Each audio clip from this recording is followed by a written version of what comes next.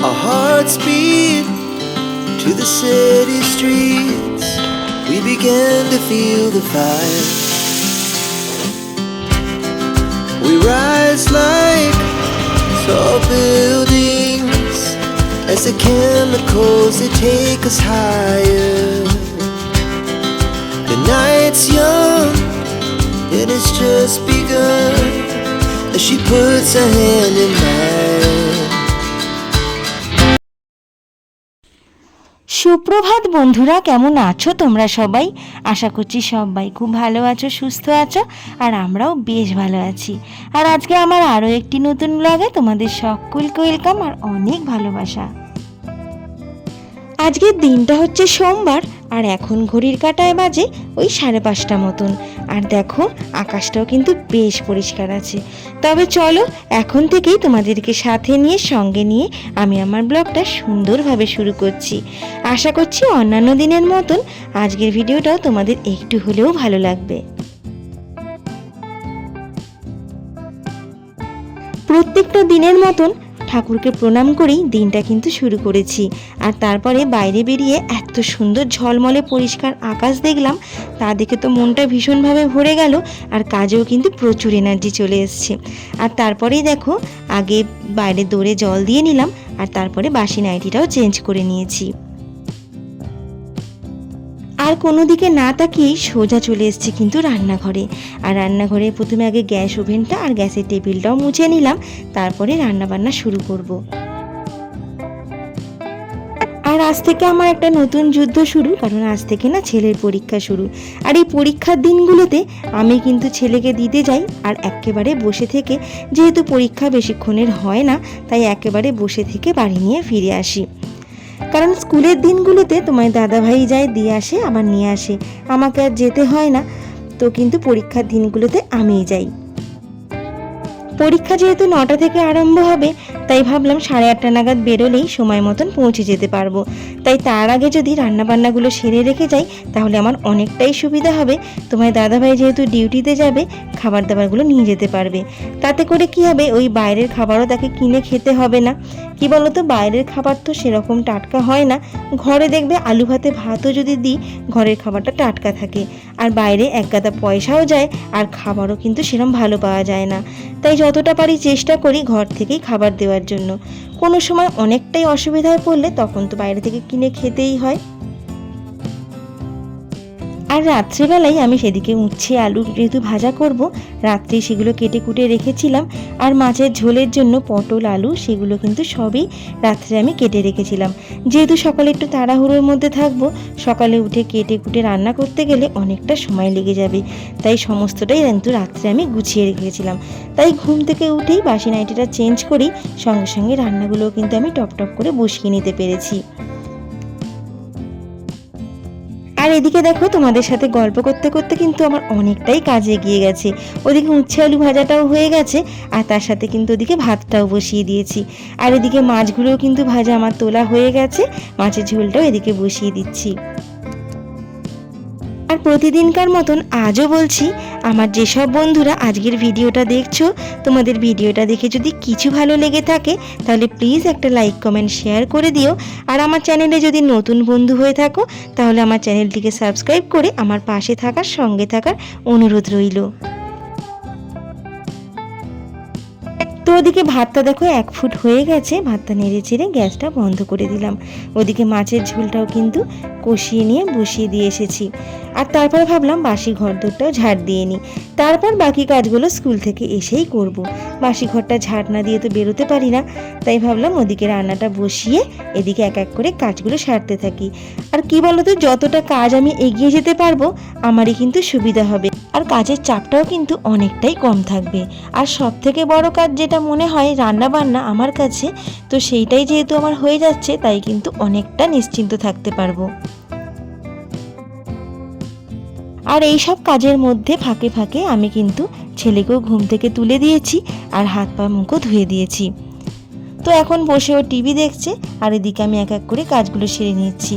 তবে দেখো আমার এদিকে ঘরদোর কিন্তু একেবারে ঝাড় দেওয়া কমপ্লিট হয়ে গেছে, আর তার সাথে সাথে এদিকে মাছের ঝোলটাও কিন্তু রেডি হয়ে গেছে।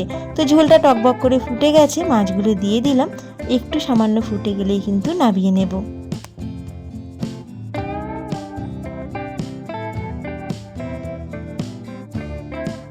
আর এই যে আলু পটল দিয়ে পাতলা মাছের ঝোল কিন্তু আমার রেডি হয়ে গেছে। আর কি বলতো, যেহেতু পরীক্ষা চলছে ছেলের, তাই জানো তো বেশি রিচ খাবার বাড়িতে করছি না, একটু হালকা পাতলার মধ্যেই খাবার দাবার করছি। যদি পেট খারাপ হয় তাই একটু ভয় ভয় আছি, তাই যতটা পারছি একটু হালকা খাবার দেওয়াই চেষ্টা করছি।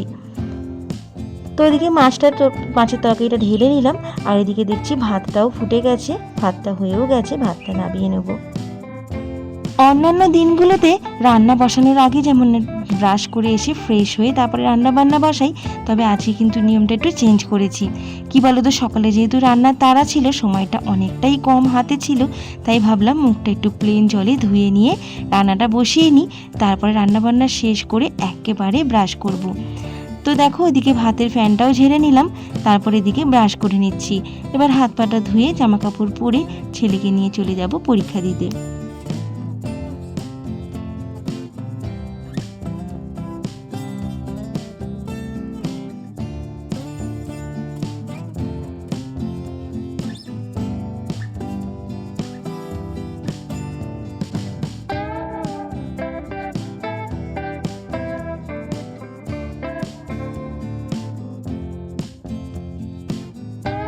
আর এদিকে প্রথমে ছেলের ব্যাগটা আগে গুছিয়ে দিলাম, তার সাথে সাথে আমিও রেডি হয়ে গেছি আর ছেলেকেও রেডি করে নিয়েছি। তো চলো এবার কিন্তু বেরিয়ে পড়বো দুগ্গা দুগ্গা বলে পরীক্ষা দিতে। আর এখন ঘড়িতে ওই 8:20-25 মতন বাজে, সময়ের মধ্যে কিন্তু রেডি হতে পেরেছি। আর কি জানো তো, প্রত্যেক দিন সকালে উঠেই সেই যে আমরা তিনজনের মুখ দেখছি, বাইরে সেরকম তো বেরোনোও হয় না, তাই কি বলতো একঘেয়ে যেন জীবন হয়ে গেছে। সকালে উঠে সেই রান্না করা, বাসন মাজা, ঘর গোছানো, বাচ্চার দেখাশোনা করা, এগুলো যেন একটা একঘেয়েমি জীবনের মতন হয়ে গেছে। তাই মাঝে মাঝে বাইরের অন্যান্য মানুষের সঙ্গে কথা বললেও মনটা যেন ভীষণ ভালো হয়ে যায়। ছেলের স্কুলটা যেহেতু নৈহাটিতে, আর অনেকগুলো রাস্তা দিয়ে কিন্তু ছেলের স্কুলে পৌঁছানো যায়, তবে আজ যেহেতু বড় মার মন্দিরের পাশ দিয়ে আসছিলাম, তাই ভাবলাম তোমাদেরকে একটু মায়ের মন্দিরটা দর্শন করিয়ে দিই। আর দেখো তারপরে ছেলেকে স্কুলে ঢুকিয়ে দিয়ে আমরা মায়েরা কিন্তু চলে এসেছি এই লোহাঘাটের দেখো কি সুন্দর গ্যালারি করা আছে। যেহেতু এই মাঠটা দেখতে পাচ্ছ কত বড়, কি সুন্দর মাঠটা, এখানে কিন্তু ফুটবল খেলা শেখানো হয়। তাই দেখো এখানে গ্যালারি মতন করা রয়েছে, সেখানেই কিন্তু অনেকে বসে গল্পগুজব করছে। আমরাও সেই মতন চলে এসেছিলাম এখানে একটু গল্প করতে। আর দেখো স্কুলের ওখানে প্রচণ্ড পরিমাণে রোদ ছিল, আর অতক্ষণ দাঁড়িয়ে থাকাও সম্ভব নয়, তাই একটু জায়গা খুঁজছিলাম কোথায় একটু বসা যায়, তাই জন্যে কিন্তু আমরা ওখানে চলে গেছিলাম। আর তারপরে দেখো স্কুল থেকে ছুটির পর বাড়ি চলে এসেছি, আর এসেই কিন্তু লেগে পড়েছি সেই একই সংসারের কাজে। এসেই আগে তাড়াহুড়ো করে কিন্তু সকালে জলখাবারটা করে নিয়েছিলাম, আর তারপরে তোমার দাদা ভাইও খেয়ে ডিউটিতে বেরিয়ে গেছে, আর মা ছেলেরও খাওয়া হয়ে গেছে। তারপর যে এঁটো বাসনগুলো ছিল সেইগুলো কিন্তু এক এক করে মেজে নিচ্ছিলাম। স্কুল থেকে এসেই এক মুহূর্ত কিন্তু রেস্ট না নিয়ে সংসারের কাজকর্মগুলো করতে লেগে গেছি। ভাবলাম যদি বসে থাকি তাহলে কি বলতো কুড়েমি লেগে যাবে, পরের কাজগুলো কিন্তু করতে অনেকটাই দেরি হয়ে যাবে। তাই ভাবলাম তাড়াহুড়ো করে কাজগুলো আগে সেরে নিই, তারপরে বেলা শেষে অনেকটা সময় পাবো, তখন একটু শুয়ে বসে রেস্ট নেওয়া যাবে। আর এদিকে বাসনগুলো ধোয়ার পর আজকে জানো তো কিছু কাঁচা রেখেছি, ভাবলাম রোদটা ভালো উঠেছে, কিছুটা কাঁচা যদি কেচে নিতে পারি তাড়াতাড়ি কিন্তু শুকিয়ে যাবে। তবে বেলার দিকে কি হবে জানি না।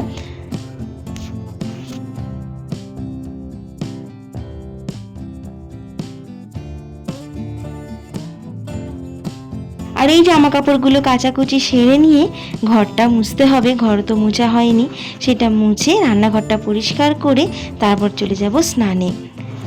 তারপরে পুজো দিয়ে দুপুরে খাওয়া দাওয়াটা সেরে নেব, আর তারপর কিন্তু অনেকটা সময় হাতে পাবো, তখন একটু শুয়ে বসে রেস্ট নিতে পারবো। আর জানো তো পরীক্ষা দিয়ে এসে ছেলেকে জিজ্ঞেস করলাম কেমন আজকে পরীক্ষা হয়েছে, বলল ভালো হয়েছে, তবে জানি না খাতা বেরোলেই বোঝা যাবে কতটা ভালো দিয়েছে।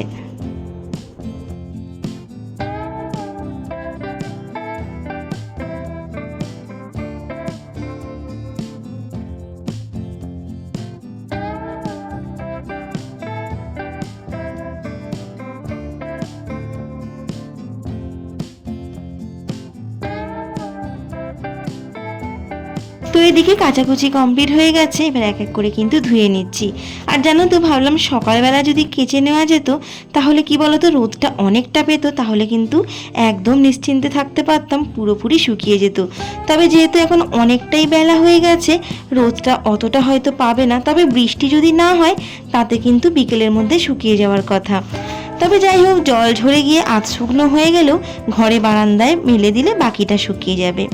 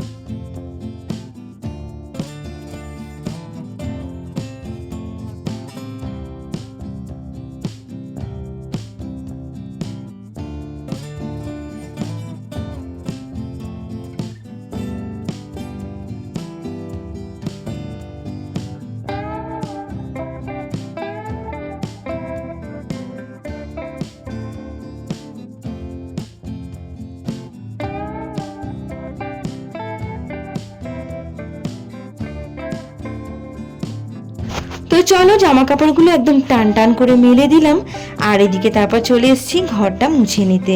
ঘর বারান্দাগুলো মুছে নিয়ে চলে যাব কিন্তু স্নান করতে।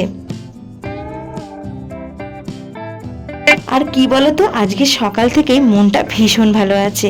সকালে উঠেই আগে এত সুন্দর রোদ ঝলমলে আকাশ দেখেছি, তারপরে আবার অনেক দিন পর ওই বান্ধবীদের সঙ্গে দেখা হয়েছে, দিয়ে অনেক গল্প করেছি, তাতে যেন মনটা সত্যি বলছি ভীষণ ভালো হয়ে গেছে। তাতে যেন কাজের এনার্জিটা অনেকটা পরিমাণ বেড়ে গেছে, তাই অনেকটা আনন্দ নিয়ে কিন্তু কাজগুলো করছিলাম। তাই কিন্তু এত খাটনি হওয়ার পরেও মনে কিন্তু এক মুহূর্ত কষ্টটা অনুভব করতে পারিনি।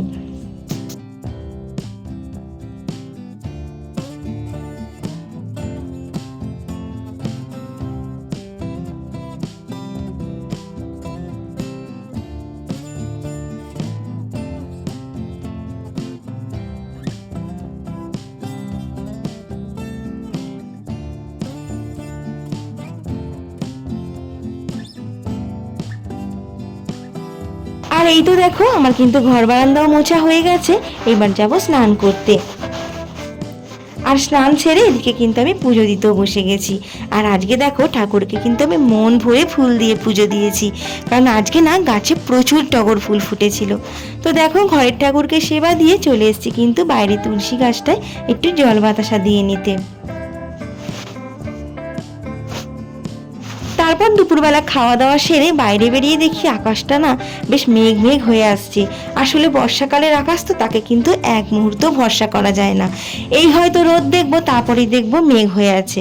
তাই ভাবলাম শুতে যাওয়ার আগে জামা কাপড়গুলো তুলে নেওয়াই ভালো, কারণ জামা কাপড়গুলো না দেখলাম আধ শুকনো হয়ে গেছে। এখন যদি বৃষ্টিতে এগুলো ভিজে যায় ভীষণ মনটা খারাপ হবে, তাই ভাবলাম সেগুলো তুলে নিয়ে তারপরে একেবারে শোবো। তবে চলো বন্ধুরা, আজকের ভিডিওটা আমি এখানেই শেষ করছি। দেখা হবে আবার একটি পরের ভিডিওতে। ততক্ষণ তোমরা সবাই ভালো থেকো।